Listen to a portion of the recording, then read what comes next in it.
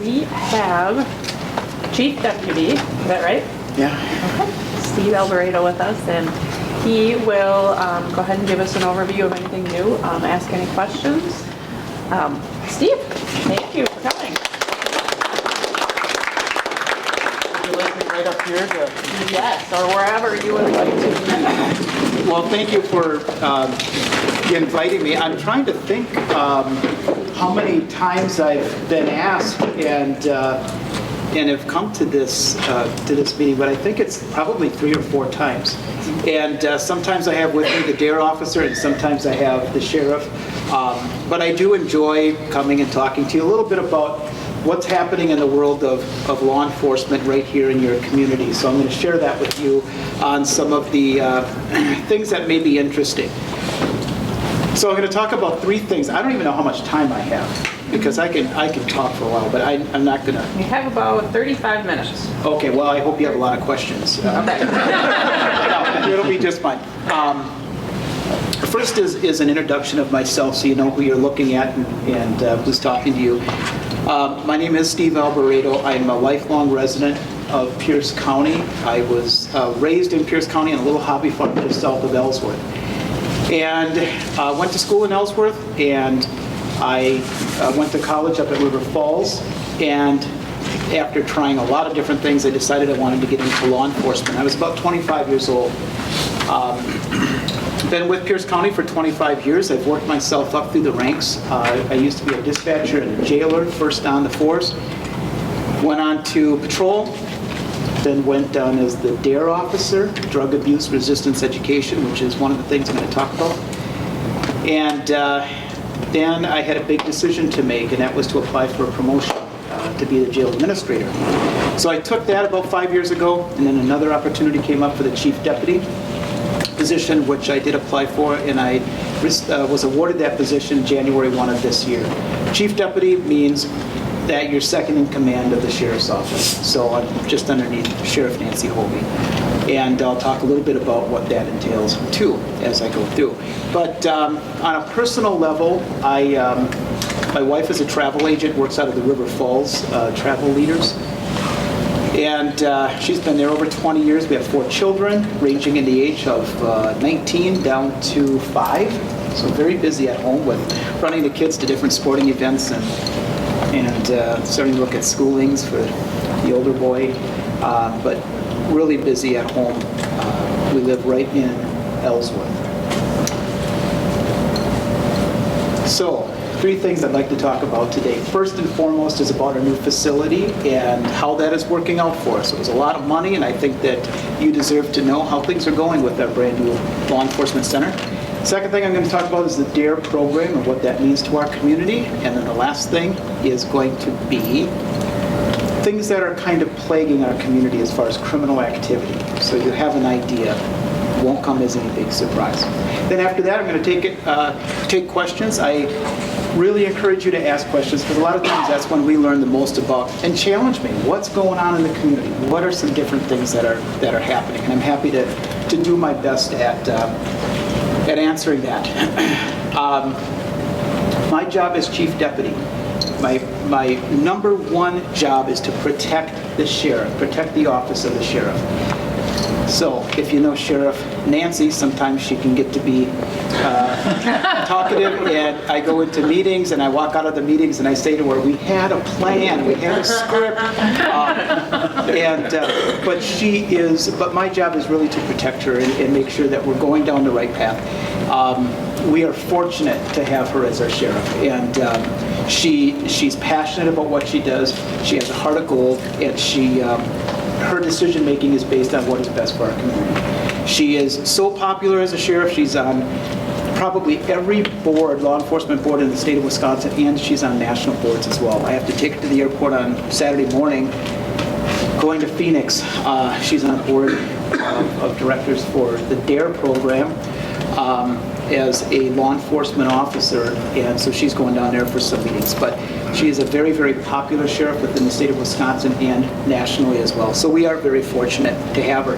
And she has kind of made the announcement that this will be her last term. So We don't know what's going to, who's going to surface for possibly running for sheriff the next time, but it sounds like this is going to be probably her last term. So, but we've been privileged to have her on for about 12 years. So. How long is a term? 4 years. 4-year term. So the first thing I want to talk about is our brand new facility that we have. I talked last time and probably the time before a little bit about our new jail and law enforcement center that we have. If it's one word that I could use to describe the facility is that it's reasonable. It is not flashy, but it really gets the job done. We went from a 23-bed facility to an 88-bed facility. We did a lot of forward thinking with the facility, meaning that in the future, if we expand, we can, with brick and mortar, we can open up more beds. It's going to cost a little bit of money, but we're not going to have to relocate and build another big jail. So a lot of forward thinking was done. The footprint is there if the courts decide to move there, which of course we really pushed for at the time. It was cheaper to do it then than it's going to be in the future. We do run into the obstacle of transporting our inmates over to the courts, which is problematic. Safety and security obviously is the forefront of a lot of our decision making, but we have to transport inmates over to the courts, take them through a beautiful but very old facility to get them to court. Not safe, but we do the best we can with what we have to work with. But the new facility is really, really functioning well. It, in fact, is functioning so well that we have decided to start taking in inmates from other agencies.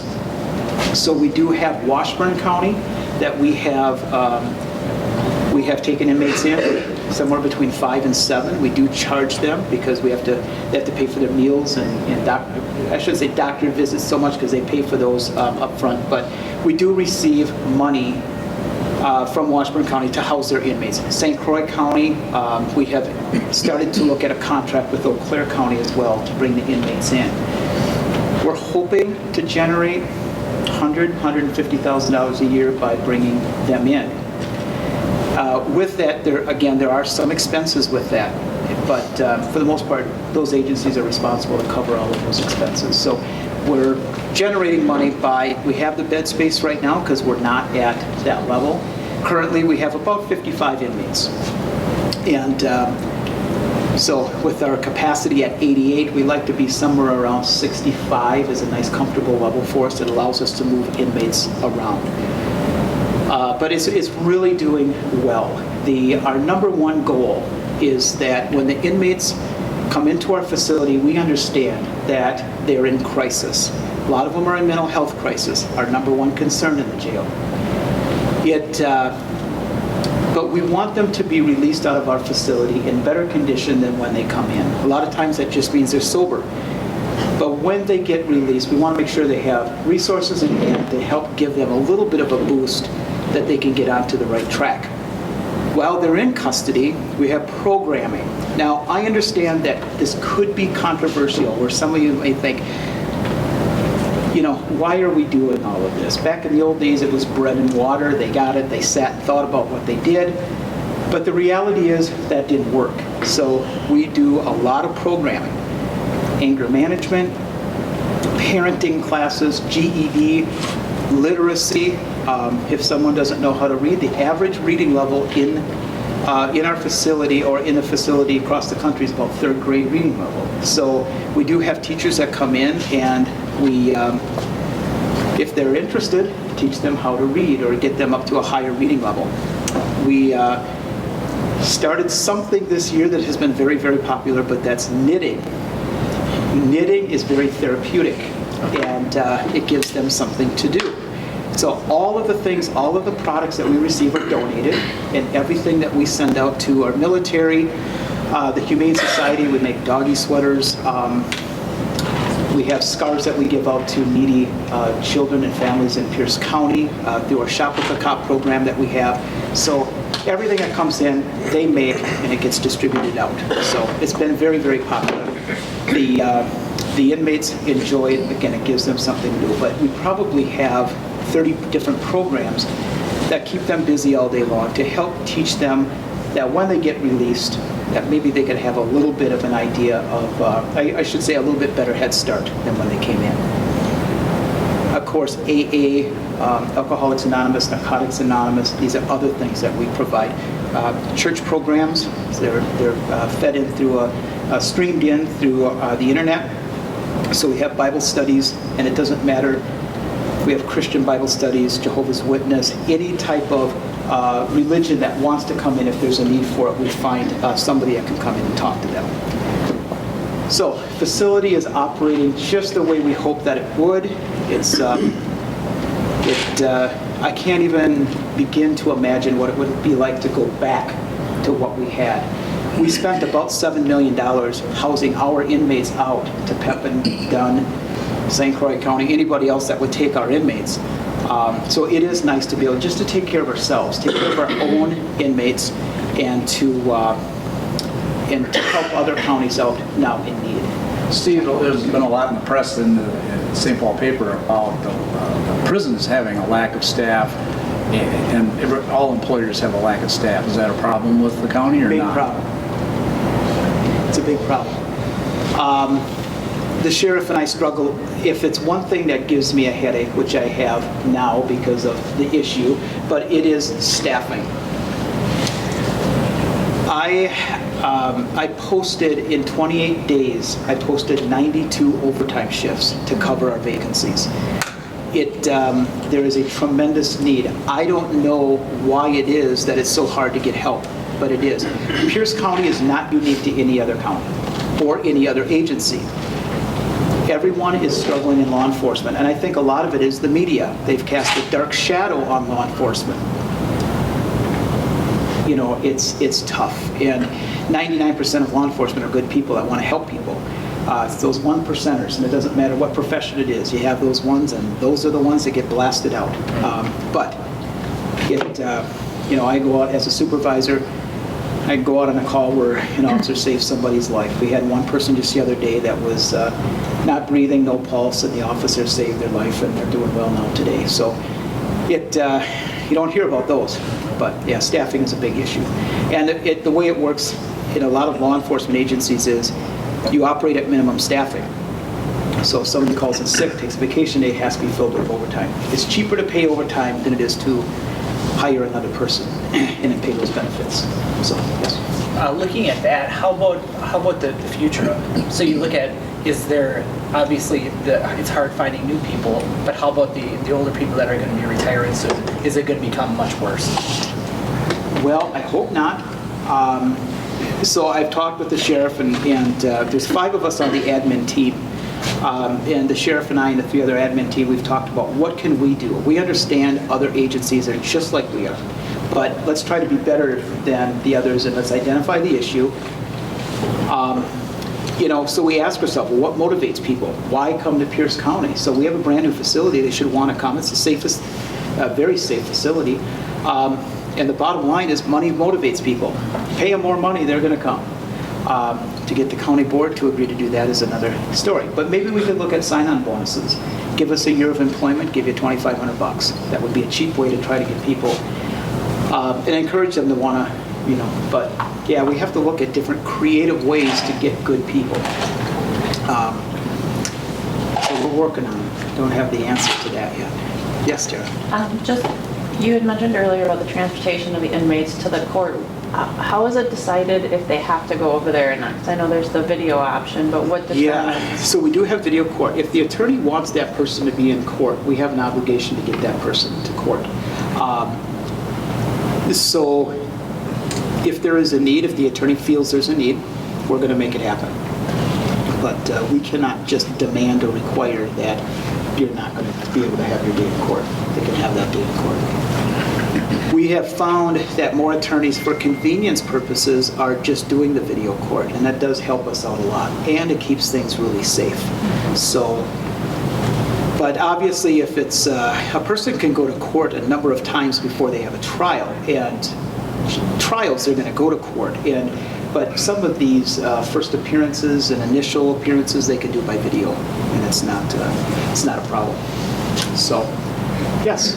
Do you have the space now to bring room or the court facilities over to the new jail, or you need to build on? We have the footprint there, so with brick and mortar, we could do that very easily, but it would be costly. I don't know what the millions of dollars are, but our facility was about $18 million, so I don't know, $8 or $10 million probably to build the courts there. It's a lot of money. And that would actually be attached to? That's attached, Okay. yeah. It would look like it was meant to be there initially, and that's why part of our planning was to be able to put the courts there. Someday it will be put there, and everything is all set to go. It's just we have to find get the board in there that's going to decide that they want to do that. So, any other questions about the facility? Again, it's doing its job. It's really working out well. It's everything that we hoped it would be and that we've planned for. And to say that it was, we were very fortunate that we never had an incident that happened in the old facility, like a suicide. One of the last months that we were there, we had somebody sadly attempted suicide, and I was in on that call. And this person was not successful, but I just think, what if? The average lawsuit in the state of Wisconsin for a jail on something like this is about $14 million. That would have almost paid for our new facility. So fortunately, it didn't happen, but Steve, yes. the programs you've implemented for the inmates, have you noticed a change in the repeat factor? Yeah. So it is working. It's really working. So if anybody has any yarn they want to donate or have a means of getting it's so awesome. And it's not that we're rewarding the inmates. We're giving them something to do. We're giving them a sense of purpose and hope while they're with us. Our jail inspector came to inspect the facility, and I had to walk around with him. At the time, I was the administrator of the jail. And he walked into a cell block, and he asked him, he said, well, he goes, how are things here? And they looked at him because he's all dressed up in a suit. They didn't. He's like, I'm the state inspector. How are things going? Oh, it's going great, And he's like, how is the water? Is it hot? Oh yeah, water's hot. How was the food? And the inmates are like, well, it's jail food. We're here. It's fine. And he's like, okay. And he asked all these questions, and he left. He's like, did you bribe them into saying? And it's like, they didn't even know you're coming. I mean, he just selects where he wants to go. He said, I've never been into a jail where they're, I don't know if content is the right word, but when they go to these other facilities and they don't, and it's not because they don't have the means, but a lot of times they just don't have the space to be able to have these programs. We have the space. It's all volunteer. There's no taxpayer money with any of these programs. Everything is volunteer. Anything that we have to purchase for the programs is done through commissary, which is a state law that says any money generated by inmates, like they buy their Snicker bars or their honey buns or whatever they buy, the commissions that go for there have to stay with the jail. So we do have a rec room that has treadmills, exercise machines, all purchased by the inmates. It's not taxpayer money. So all of our programs it doesn't cost the taxpayers any money.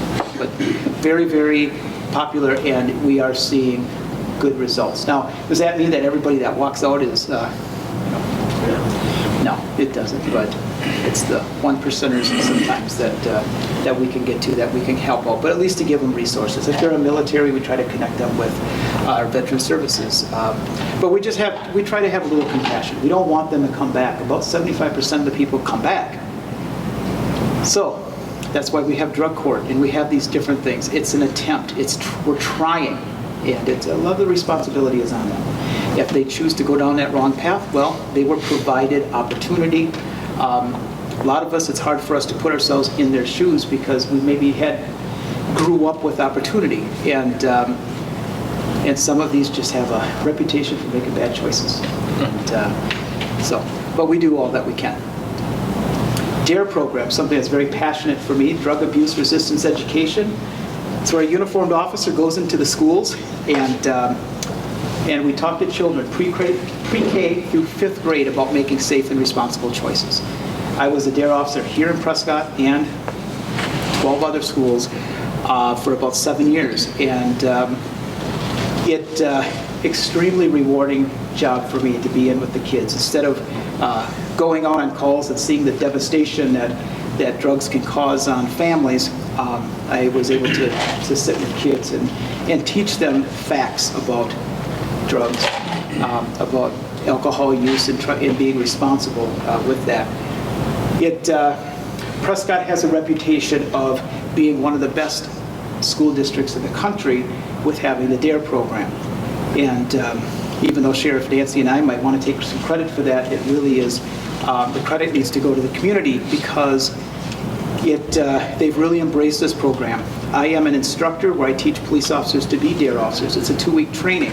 I've had the privilege of going to California and all over the country to teach cops to be D.A.R.E officers. And we use, when we teach up at the BCA in St. Paul, we use Prescott as our school where the officers come to present their lessons. And it's a test. They have to be able to sit down in front of kids and present an effective lesson. So you'll see squad cars in generally the last week of January when it's cold. You'll see 20 squad cars at the school, and they're all nervous, and they have to go and present. It's all cops in their uniforms, but they do present to the kids, and it's just a really good time. Sheriff Nancy and I were asked to go to California to Pepperdine University, and there was they were doing a study on how is it so effective in Prescott? What is happening in Pierce County that is making this program at the level it's at? And they did research on it, so it was really fun for us to be able to go and say, we're just doing what we were trained to do. You know, it's not. But we have the D.A.R.E walk here, so the kids do go and they knock on doors and ask for pledges for the D.A.R.E program. If they ever come to your house, 100% stays right in the school district. All of the money is handed over to the school, and it goes to support the D.A.R.E program, where we teach kids about the harmful effects.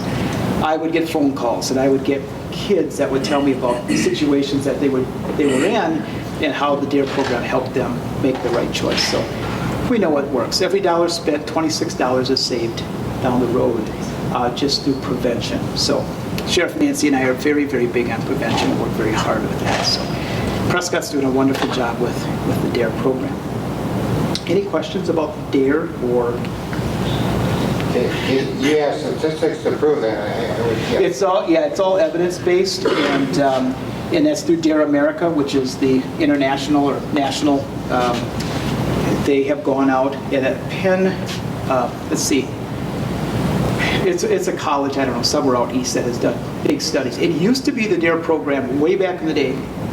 Keep kids off drugs was their slogan, was deemed to be ineffective, and the Surgeon General said it doesn't work. You know, it's good to have a cop at the school, you build rapport with the kids, that's great, but does it really work? That program they deemed was ineffective, and that got people at D.A.R.E America scurrying. You have to figure this out. They spent millions of dollars getting it figured out. Now it is, it's on the, I forget the different acronyms for the,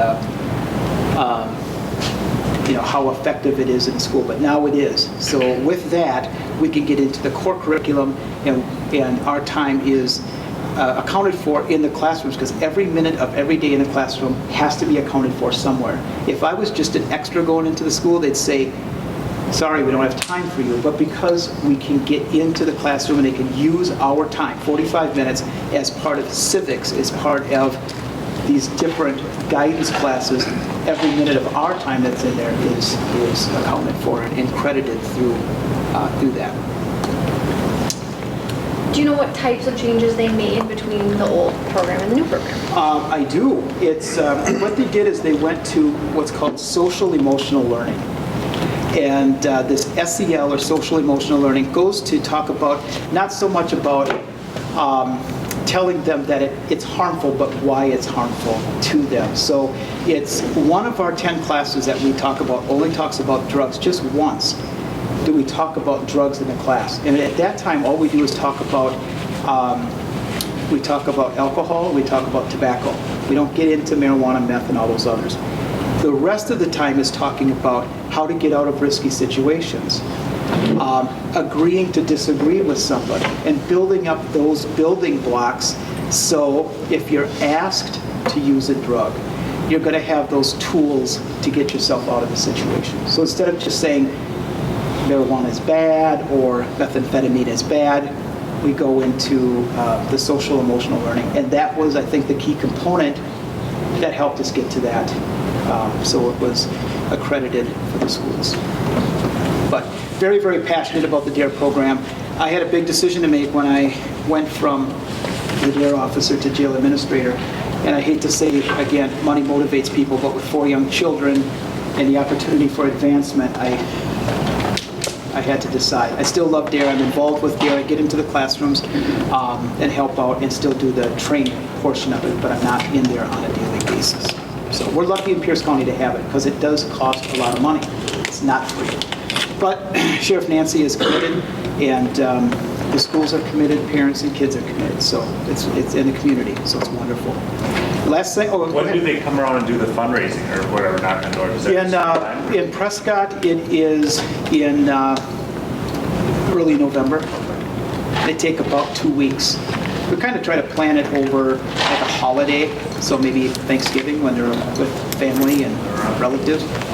So, but again, 100% of the money stays right with the school district, and then as the D.A.R.E officer may need something, they get help from the school. Last thing is what's plaguing our community right now. You hear a lot on the news about the opioid epidemic that's happening.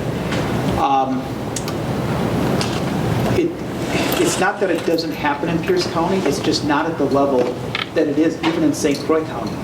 So a lot of our problems right now is still methamphetamine. It's cheaper. So we're dealing with that. If it's one statistic that sticks with me over any statistic is one that I heard on methamphetamine, and it's 99% of the people that try methamphetamine one time die addicted to methamphetamine. Extremely powerful drug that once a person tries it, it's extremely difficult to get off. A person that I used to chase around back when I was on patrol a lot, he went through our drug court program. Super nice guy. Got involved in methamphetamine, some other drugs. And he went to drug court, and he was just doing remarkable.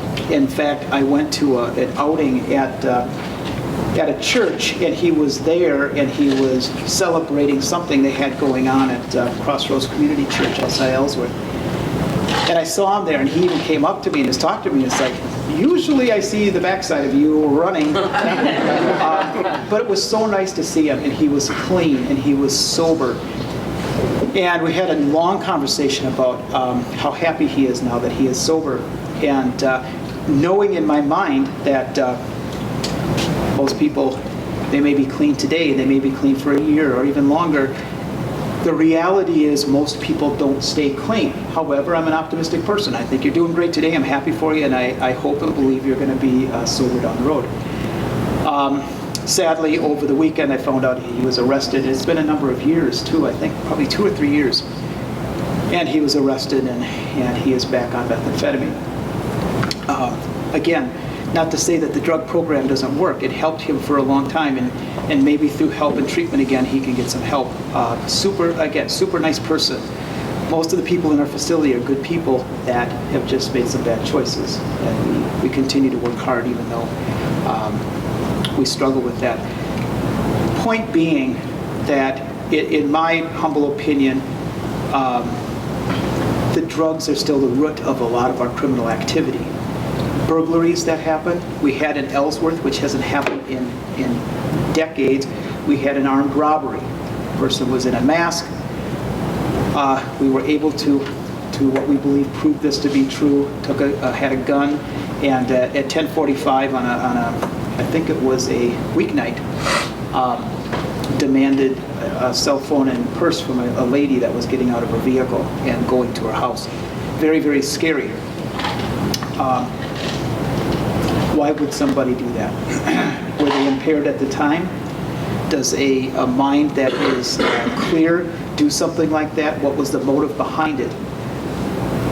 We've seen in the past probably drug-related, but we don't know for sure. We believe that the person responsible for this was put in jail, but we can't prove it. It's a long story we don't have time for, but we believe that we know who that person is. It's not on camera, and at that moment, because they had a mask on, we cannot say for sure who that person was. But through our investigation, we have a pretty good idea who it is, and still kind of working through that. But methamphetamine still is an issue, and more so than the opioid epidemic. Not to say it can't happen here. So we keep our eye on it, we watch for it, but it's just funny how it's just a few miles north, and it's such an issue in the Hudson area. And down here, it just hasn't quite surfaced like it has there. So, with that, I don't know where I'm at with time. I look over at Tara, and if she's doing this, I'm guessing it's but she hasn't. But any questions that I can answer, anything about the Sheriff's Office, what we're doing, what's going right, what's not going right, I'm happy to do my best to answer. Yes? Steve, and I look at the jail roster every day. It's amazing that people are homeless in the county. What do you do with them when you discharge them? They just give them a boot and they figure it out? Well, it depends. I have a very good working relationship with Judge Bowles, and if I see somebody getting released that's homeless, even if it's in the summer, it's like we have to have some compassion for people. We've had people living under the bridge up in River Falls. We've had people living in a vehicle in the parking lot.